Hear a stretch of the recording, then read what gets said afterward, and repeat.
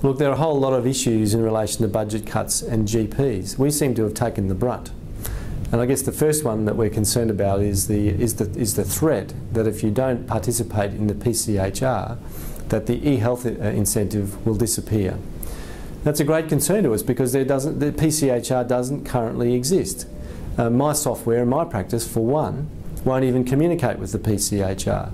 This is the wrong time to bring that in. We've asked for a meeting with the Minister. We'll have to discuss this. We certainly need to absolutely delay this to make sure that there is something we can sign up to before we actually introduce a penalty such as this. There's a number of cuts to the practice incentive program. One of the ones we're very concerned about is immunisation. We said, let's turn the clock back to Minister Wooldridge. If one thing he can be remembered for is getting the immunisation rates from 60% to 90%.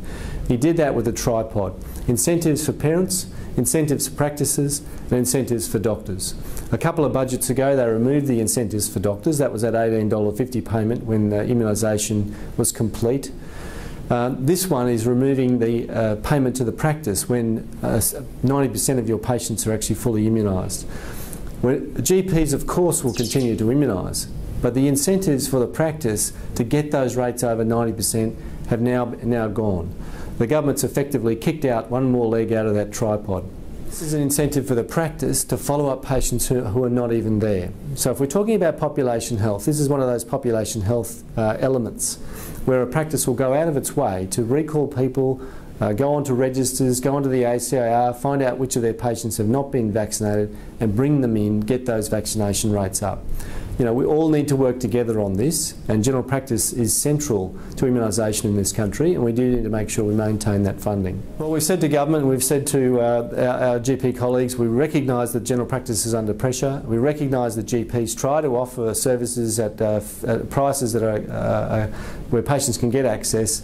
We've seen the bulk billing rate fall before, and I'm suspicious that the bulk billing rate will start to fall again. But when the support for general practice falls, you've got really two choices. You close up shop or you charge the patient a fair fee, and I think that GPs will choose to charge patient fair fees, which means out-of-pocket costs will rise.